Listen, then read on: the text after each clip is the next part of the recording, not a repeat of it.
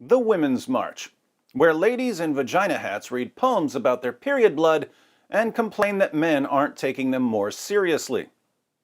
But if you crack through that hard outer shell of nasty girl shirts and anti-Semitism, you'll find a soft, gooey center filled with the tender love of all things Islamic.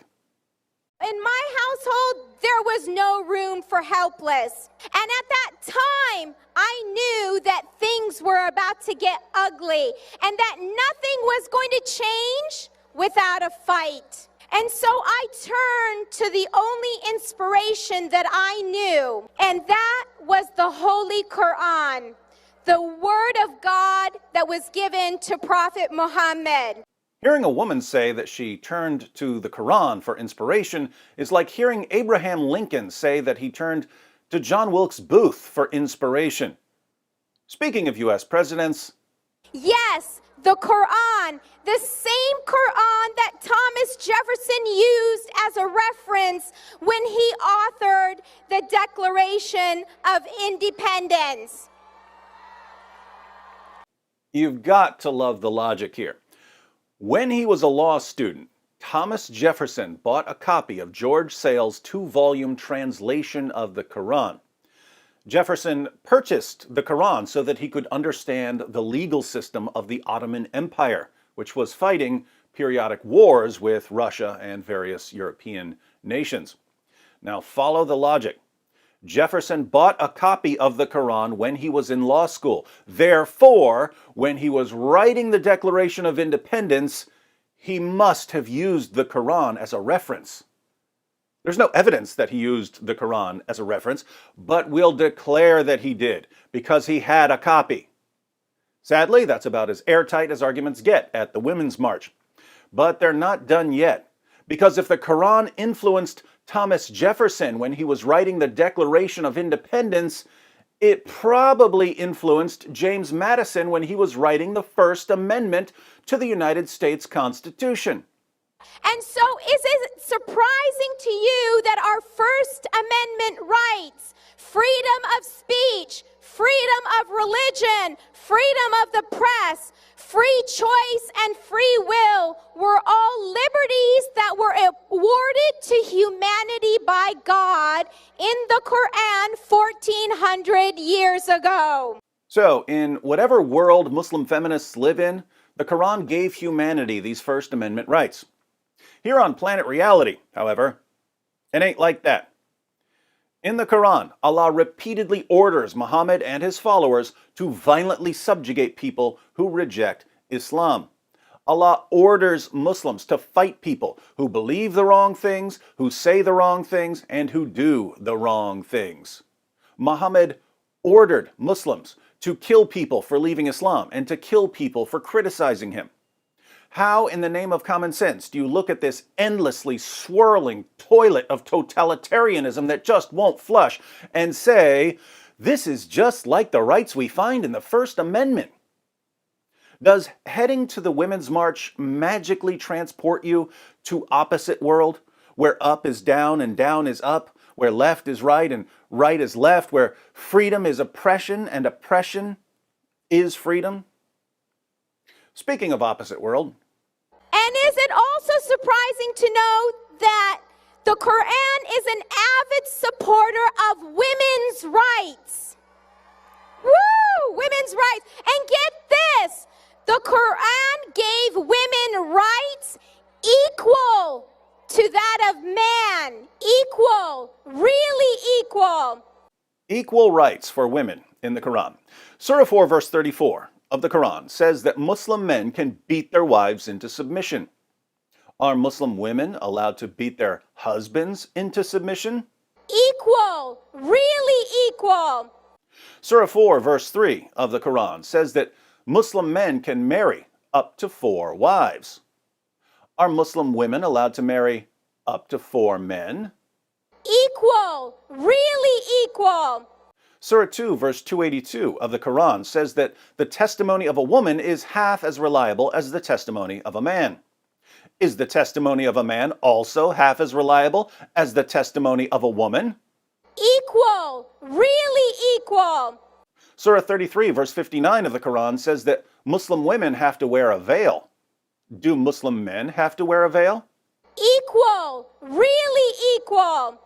Surah 4, verse 24, Surah 23, verse 6, and Surah 70, verse 30 of the Quran say that Muslim men can have sex with their female captives and slave girls. Can Muslim women have sex with their male captives and slave boys? Woo! Whatever these westernized Muslim apologists mean by the word equality, it sounds an awful lot like what the rest of us mean by the word inequality. And the real world impact of the Quran's teachings is unmistakable. In 2009, the Organization for Economic Cooperation and Development released a report on gender equality and social institutions. They rated countries around the world based on the opportunities women have for education or employment, laws to protect women from physical violence, the percentage of women who are married and or divorced by age 16, and so on. And they found that 11 of the 12 countries with the highest levels of discrimination against women were Muslim-majority countries. A similar study in 2014 conducted by the World Economic Forum using their own criteria concluded that 18 of the 20 worst countries in the world in terms of the gender gap between men and women were Muslim-majority countries. And this isn't some anomalous modern development. This systematic oppression goes back to the time of Muhammad. In Sahih al-Bukhari, 5825, Muhammad's child bride, Aisha, says, "I have not seen any woman suffering as much as the believing women." And she says this in the context of Muslim men beating their wives into submission. In fact, she says it specifically in reference to a Muslim man beating his Muslim wife until her skin turned green. No one in history was in a better position to see the real impact Muhammad's teachings had on women than Aisha.